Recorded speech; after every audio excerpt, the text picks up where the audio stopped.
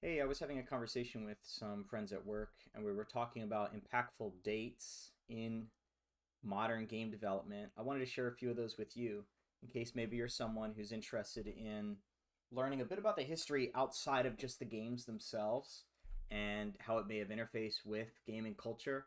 This is by no means an exhaustive list, it's kind of just some dates that we came up with off the top of our heads.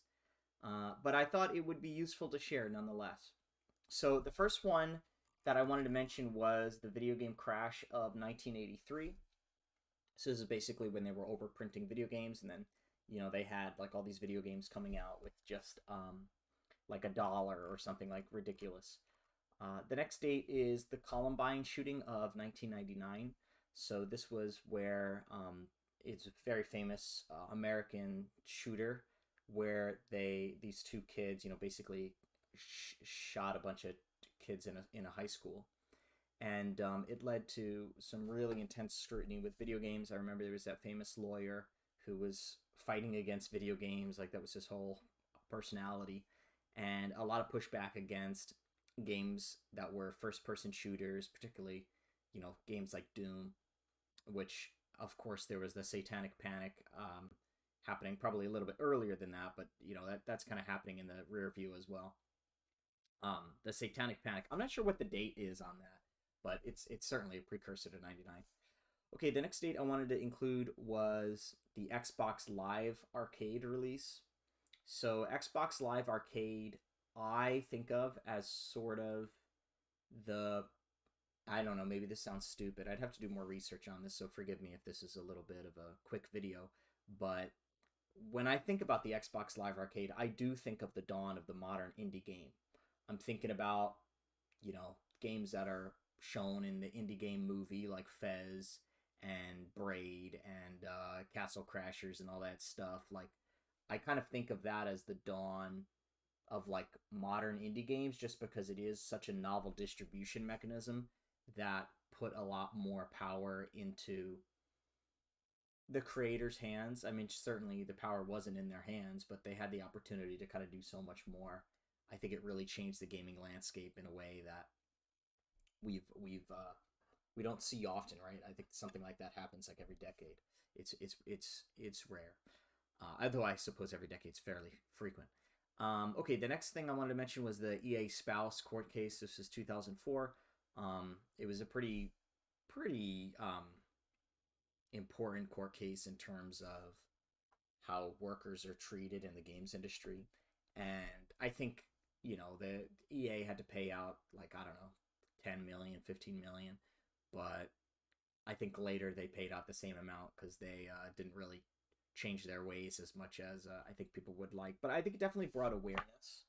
Like crunch culture gets talked about now, and I think the early 2000s, right, this kind of like Halo Combat Evolved era, saw, I think, a lot of crunch then that probably wouldn't. I just don't think it was even identified in the same way. I think now it's a much more conscious discussion in the industry. Okay, the next date I have is the release of the iPhone in 2007. Obviously, a huge deal because it would soon lead to, the app market, and mobile games were basically just getting started right here. I wouldn't say the mobile games were dominating at this time. Instead, I'd actually like to come back to that and switch over to the release of Farmville in 2009. This was really the era of Facebook gaming. Facebook became, I would say, like a really dominant player, especially in terms of like the number of users in controlling kind of casual gaming. And obviously, a lot of things have come to light recently about how Facebook was doing things that I think at some point was illegal in terms of using your user data, and lots of nefarious things there. And the games were taking advantage of that and kind of being a bit like a plague. There was a point using Facebook where you couldn't use a social media account without getting constant pings from people you didn't even know, being like, hey, can you lend me a turnip on my farm? Right? The games had such a stranglehold over the communication platform, though obviously that kind of got repealed. and eventually faded away as the Facebook gaming market kind of died, or at least I think it's in obscurity now. Okay, the next date I have here is kind of the mid 2010s rise of the walking simulator genre. I think that walking simulators are a really important genre to study in terms of the industry's transition from first person shooters. I think walking simulators really embody the, um, I guess, using the mechanics of the first person shooter in a familiar way, but kind of engaging stories that aren't just, shoot this guy, kill this person. Um, and that was really happening around the 2010s. I can't remember the first person. Another person I called it the first person snooper. I remember that terminology, but I can't remember all the walking simulator games. I know certainly the one that's coming to mind now are things like the Stanley Parable and What Remains of Edith Finch, but I think those games came quite some time later, at least quite a few years. So there's another game. I forget the name of the game. It's a very famous walking simulator where you're walking on an island and then you go up to like a lighthouse and you jump off it. People are gonna know exactly what I'm talking about, but I can't remember the name. The next date I wanted to mention was Steam Greenlight. So this was a really big deal. This is kind of like similar to the Xbox Live Arcade moment for consoles. Steam Greenlight, which eventually became probably one of the best decisions they ever made, was kind of like that moment for the PC market, and it basically allowed anybody, any indie developer, even a wider audience presumably than the Xbox Live Arcade, because there they had more restrictions. But basically with Steam Greenlight, anybody could put their game up on Steam and release it to the world. And now, as you may know, it's even more democratized. They got rid of the Greenlight program. Now anybody could just upload to Steam. I think it just costs $100 per game, and that's refunded to your account anyway. So it's pretty incredible what Steam has done. But the Greenlight was a very pivotal moment in that saga. Okay, the next moment I wanted to mention was the release of Flappy Bird in 2013. So the Facebook gaming has come and kind of gone, I would say, by around the mid 2010s, and that's when the mobile games really took over. Pokemon Go would be released in 2016, which was a kind of a cultural phenomenon like we've never seen in gaming. A very, very unique situation.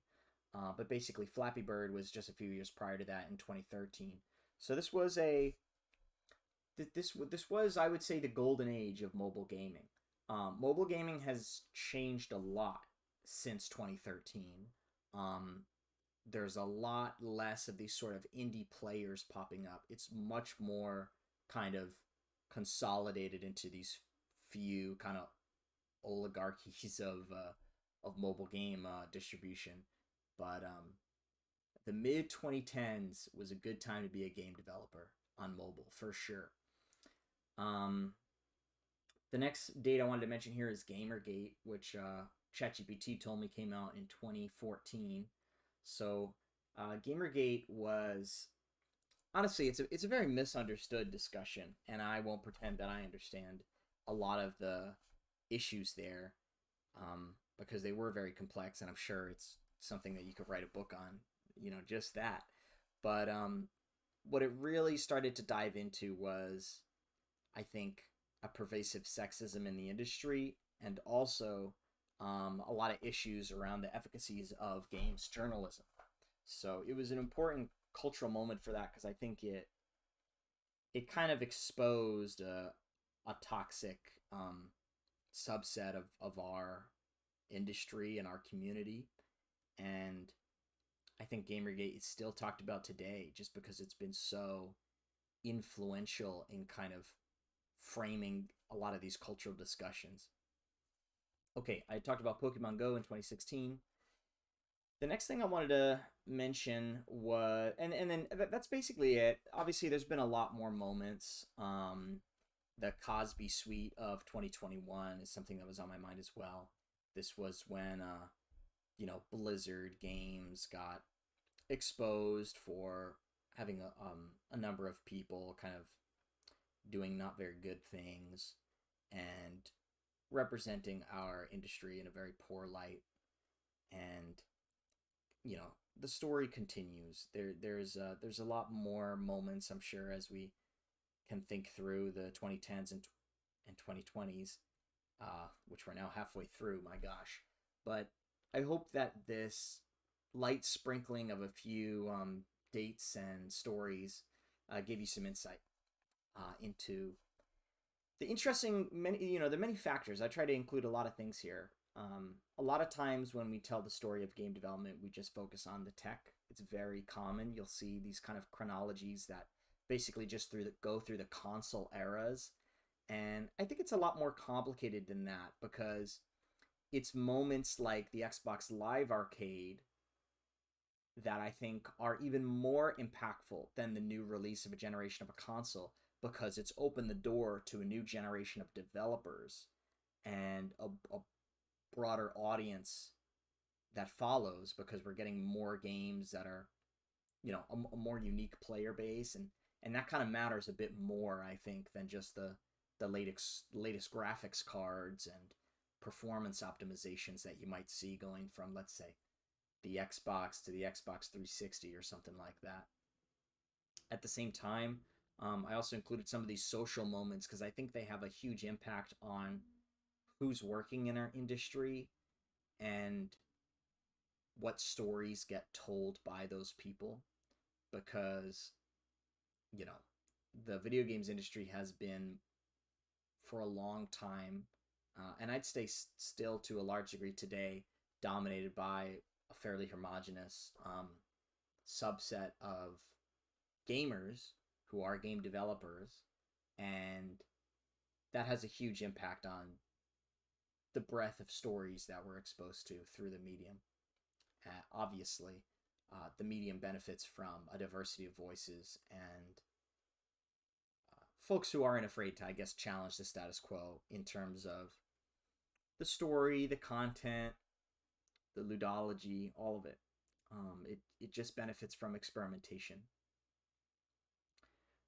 The other thing that I mentioned here was kind of not console generations, because again, that's often the way it's framed, and I really object to this framing of the history of our medium, but talking about beyond just a console, which has been, Sega Genesis, etc. You can go through these different consoles. I think you're missing a broader picture of how games are being engaged with on these other media like Facebook, like mobile, like platforms within games. There's something to be said here, certainly, about Fortnite. I'm surprised I didn't mention that. Fortnite itself has been so influential. Minecraft as well, the most famous indie game by a huge margin. Those are really influential games, really impactful games. People talk now about the Fortniteification of modern gaming. There's something to be said too, as well, about the various economic models that are driving these games, because, oh my gosh, do they certainly have an impact on the medium, right? How you fund the medium is of course going to impact the medium, because live service games are a very different experience than, bespoke content, often single player content. So maybe including in this list the first battle pass that was released might be insightful as well, because I think that's probably an important moment. The other thing that I haven't really talked about are the expansion and exploration of different genres. I went into this in a little bit of detail when I was talking about walking simulators, or first-person snoopers, as I like to call them. But there's something to be said as well about how, with these generations, different genres come in and out of vogue in interesting ways. There was a point in time where there was at least like 3 or 4 very competitive boxing games. like boxing was a staple genre within our medium. And now I can't list a single game that has to do with boxing. Actually, I could think of one, but people don't play boxing games anymore. It's not very popular. And I suppose the sport itself has also died a bit in popularity. Died a little bit, not 100%. Like these weird creator fights are kind of their own offshoot of the sport. But there's something to be said about that. You could look at things like the rise and fall of adventure games, and I think to a big degree, adventure games traditionally in a 2D medium, right? The dawn of 3D games, I think, sunset the genre of adventure games as we traditionally associate them in this kind of 2D environment, something like Escape from Monkey Island. And the sun sets but the sun rises, and I think that a lot of the ludology that was explored within the medium of adventure games has since transitioned into other genres that caught the wind on that, right, and that have become popular in their own way, feeding from, I think, the audiences that would otherwise have really appreciated those adventure games. So when I think about walking simulators and kind of going around a 3D space and engaging with this different moment, something like a Gone Home, certainly that there's a conversation there in how that kind of is a child genre from the great adventure game, certainly. So I think there's a conversation to have there, not necessarily about how just these genres come and go, but how the I guess just the ludology of what you're doing. Are you searching? Are you exploring? Are you solving a mystery? Are you talking to people? How that ludology, in addition to,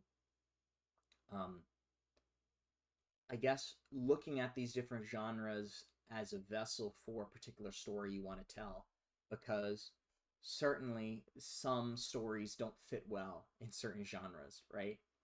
And in other cases, people get creative in how they explore that, right? So a game like The Last of Us, which is about excess violence, sometimes meaningless violence, of course that maps really well to a game where you're committing lots of violence, you're killing a lot of people, right?